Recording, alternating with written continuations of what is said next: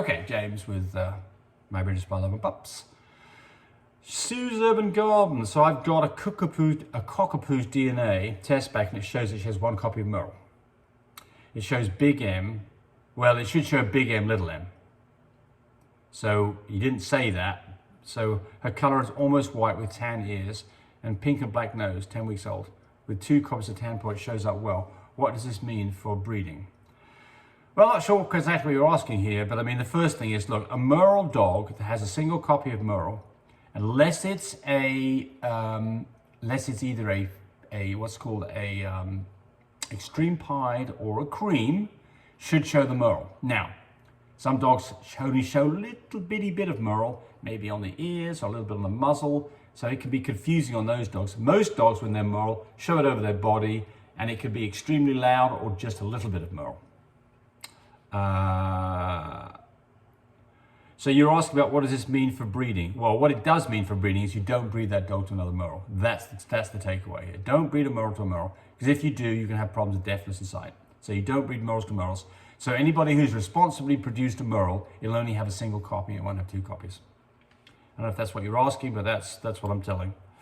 Hi James, when drawing blood in the UK, it has to be done by a vet.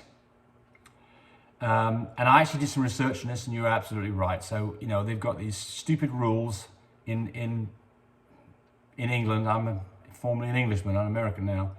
And that was one of the things about England. It was getting to be the nanny state, you know, where people would decide everything for you. And I mean, it's in my opinion, this is ridiculous. You know, where's the rules on this?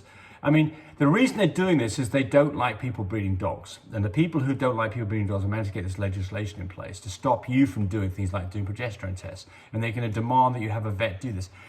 Look, I have never, ever, ever heard of a single person in my life who's ever caused damage to a dog pulling blood. That's it. So why are they going to go down this witch hunt for people to worry about more important things like how dogs are being kept, whether they're getting the necessary health care, whether they're getting their vaccinations and their you know, all these things that you should be worrying about in terms of the care and looking after dogs is not what they're doing. They're worrying about one small piece that's completely irrelevant. I just don't get it. And they want, you know, part of this is, of course, is because the people who want to set these rules in place are one of 2 groups of people. They're either vets who want to control their industry and not other people coming in and encroaching on their territory. That's one reason. And the other one is because you've got people like Peter who don't like the idea about breeding animals, so they want to have their controls over it, make it harder and harder too. So we're seeing more of this in places like California. Anyway, but that's not the question you asked. So now I've got off my high horse. And how long? So what they're asking here, I think, is that they want to go to a vet, get the blood collected, and they're going to take it, they're going to chill it overnight before they can use it, to put it in through the fine care machine. Will that work? And is there a specific time limit? Never done it, so I don't know the answer. But I would think that there's no reason why you could not take blood and keep it. I wouldn't freeze it, but I'd keep it at 5 degrees, you know, refrigerated temperature. I would think that it would be fine for 24 hours. But you're just going to have to go find out by doing the test. Of course, the other thing about this is the fine care machine. You can go buy one of our cigarette lighter adapters for incubators, and you can plug the fine care machine with that. And that's exactly what we do. And you can go travel to the vet with your fine care machine in your car and do the test right there. Anyway, so let's have a next one. How are we doing time-wise? We're doing fine.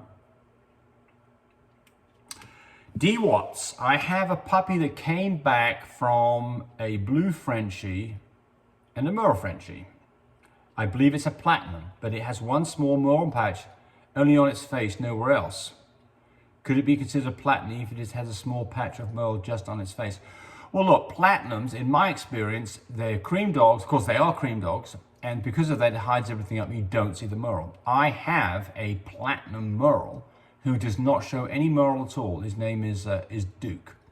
And you can't see a lick of Merle on him anywhere, but he produced Merle puppies because he's hidden up by the cream. So I suspect maybe there's something else going on here. But you say you believe it's platinum. Look, go get a DNA test done, because I keep harping on this. You don't know what you've got, especially in a cream dog, without a DNA test. So you didn't, since you didn't breed a platinum to a platinum, if you bred a platinum to a platinum, we know they're platinums. But that's not what you did. You bred a blue dog to a Merle dog. So we have no idea as to what really this dog is. This could be an extreme pied. It could be an extreme pied Merle. Go get a DNA test done, animal genetics. That's the way to find out what you've got. Nobody can look at that dog and tell you what you've got. You're just guessing at that point, and guessing will get you in trouble.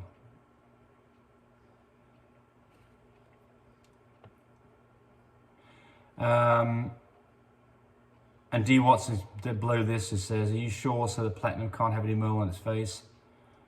Yeah, so the answer is, like we just said, cream covers everything up. Doesn't matter what the dog is. If it's cream, you won't know what's underneath it. You need to go test. And you keep asking the same question. So we won't answer those anymore. Somebody's asking, why are they watching this with me collecting semen for AI a dog? It's because you put something in a search engine that's probably got you there. The Life of Riley. I love your videos. I saw in one of your videos you should not breed a Merle and a Merle together as they will create health problems. Correct. Is there any other case of this where you shouldn't breed two dogs that are both showing a coat trait like that? Okay, so the answer, so you said are both pied or something. You're on it. Yes. So here's the problem with pied. If you get a dog that is a pied dog that has very little color on its face or no color on its face, it has a very good chance of having impaired hearing or even be deaf. So the advice is, if you have a pied dog with little or no color on its face, do not breed that to another pied or a pied carrier, because you're likely to produce what's called an extreme pied and have this problem. If your dog has lots of color on its face or on its body, you'll probably be fine. So people say don't breed a pied to a pied. No, that's not what I'm saying. What I'm saying is don't breed a pied that has very little color except for white to any other pied or pied carrier, and avoid the problem completely. So now the next question would be, if you have a pied, extreme pied that was deaf, would you get away with breeding that to a non-pied dog to produce regular dogs? I think the answer is yes. I'm pretty sure that the deafness caused by extreme pied is not a hereditary condition. It is a problem with what goes on gestation-wise with pieds. And so I think that the moment that you remove the pied element on the other side, you don't get any pied dogs, and that birth defect would not show up. So it's not hereditary. So you could absolutely breed a pied, extreme pied dog, maybe that was deaf, with another non-pied dog. Now, I have seen this though. You've got to be a little careful in that a mama who is deaf may have trouble looking after her babies because she can't hear them squealing when she steps on them and things like that. So there can be some issues that you have to face, and I don't know whether that's going to cause a problem for you or not, but just be aware of the fact that the advice about breeding a pied, extreme pied to a non-pied dog is okay, yes, but it might have, what's the right word for this? It might not be a good mum. Might not be a good mum. I don't know the answer to that. Someone's going to have to tell me whether or not they've been through this and what happened.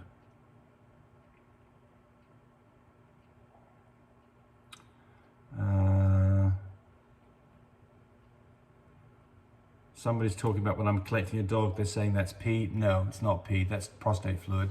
So well, let's talk about this a second. It's not exactly what you asked, but when you collect from a dog, there's three things that you can collect from a dog.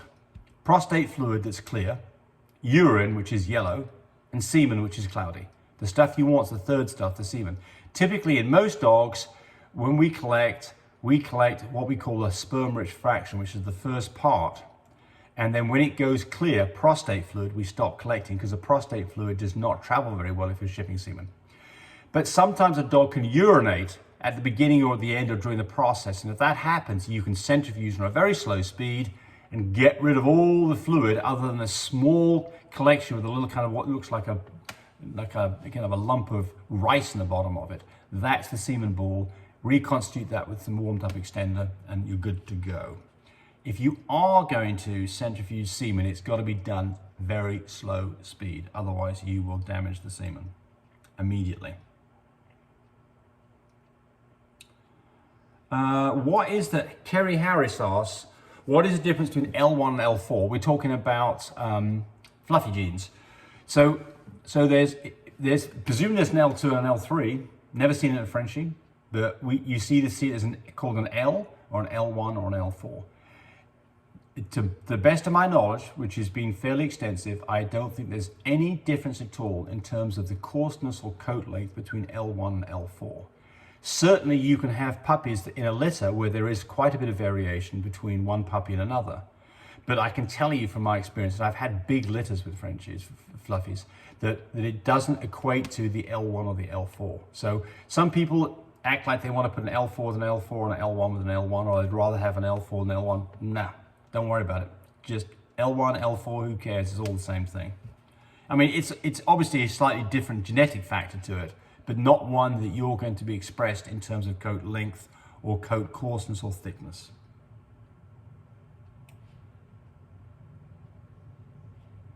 I think I'm at the end of this now, but yeah, we are. There we go. Right, so thanks for watching. Bye, everybody. Hey, thanks for watching the video. I really appreciate people who subscribe to me. It helps me, encourage me to do more of these videos. But do remember, disclaimer here, I am not a vet. I'm not a licensed medical professional. I'm purely a person who's been breeding dogs for the last couple of decades. Any information that you got from this video, use at your own risk. There's nothing implied here, and certainly this should not be used as a substitute for advice from your veterinarian or your medical professional. I hope you enjoyed the video. Come back for more of them. Bye.